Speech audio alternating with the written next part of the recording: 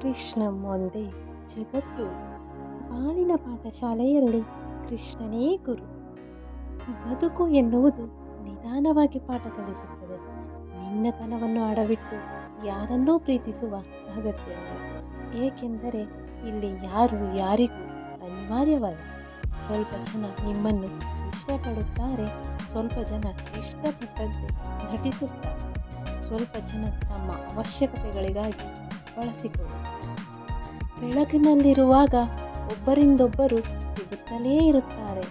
ನೀನು ಹುಡುಕಬೇಕಾಗಿರುವುದು ಕತ್ತಲೆಯಲ್ಲಿ ಜೊತೆಯಾಗಿದ್ದವರನ್ನು. ನೀನೇನು ಅಂತ ನಿನಗೆ ಗೊತ್ತಿರುವಾಗ ಯಾರ ಅಭಿಪ್ರಾಯಕ್ಕೂ ಕಾಯಬೇಡ.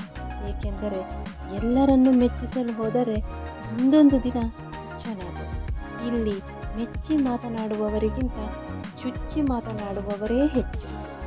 ಏನು ಆಗಬೇಕು ಅದು ಆಗಿಯೇ ತೀರುತ್ತದೆ. ಅದನ್ನು ತಡೆಯಲು ನಮ್ಮಿಂದ ಸಾಧ್ಯವಿಲ್ಲ. ಸತ್ಯದ ದಾರಿಯಲ್ಲಿ ಹೋಗು. ನೀನು ನಡೆವಾಗ ಪಾತಾಳಕ್ಕೆ ಬಿದ್ದರೂ ನಿನ್ನನ್ನು ಮೇಲೆತ್ತಲು ನಾನು ಬಂದೇ ಬರುತ್ತೇನೆ. ಸ್ವರ್ಗದಲ್ಲಿ ಎಲ್ಲವೂ ಇದೆ, ಆದರೆ ಸಾವಿಲ್ಲ. ಭಗವದ್ಗೀತೆಯಲ್ಲಿ ಎಲ್ಲವೂ ಇದೆ, ಆದರೆ ಸುಳ್ಳಿಲ್ಲ. ಜಗತ್ತಿನಲ್ಲಿ ಎಲ್ಲವೂ ಇದೆ, ನೆಮ್ಮದಿ ಇಲ್ಲ. ಇವತ್ತಿನ ಎಲ್ಲ ಮಾನವರಲ್ಲಿ ಎಲ್ಲವೂ ಇದೆ, ಆದರೆ ಶಾಂತಿ ಇಲ್ಲ. ಮನುಷ್ಯ ಖಾಲಿ ಕೈಯಲ್ಲಿ ಬರುತ್ತಾನೆ, ಖಾಲಿ ಕೈಯಲ್ಲಿ ಹೋಗುತ್ತಾನೆ ಎಂದು.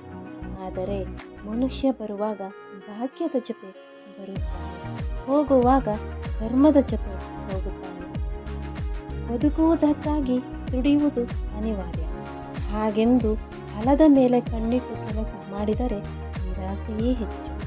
ಕೆಲಸವನ್ನು ಶ್ರದ್ಧೆ ಮತ್ತು ಪ್ರೀತಿಯಿಂದ ಮಾಡಿದರೆ ಫಲ ಇಂದಲ್ಲ ನಾಳೆ ಸಿಗುತ್ತದೆ.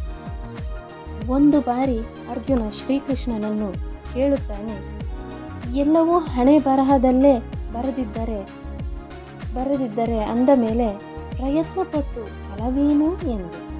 ಆಗ ಶ್ರೀಕೃಷ್ಣ ನಗುತ್ತಾ ಉತ್ತರಿಸುತ್ತಾನೆ, ಯಾರಿಗೆ ಗೊತ್ತು, ಪ್ರಯತ್ನ ಪಟ್ಟರೆ ಸಿಗುತ್ತದೆ ಎಂದು ಹಣೆ ಬರಹದಲ್ಲಿ ಬರೆದಿದ್ದರೆ ಎಂದು.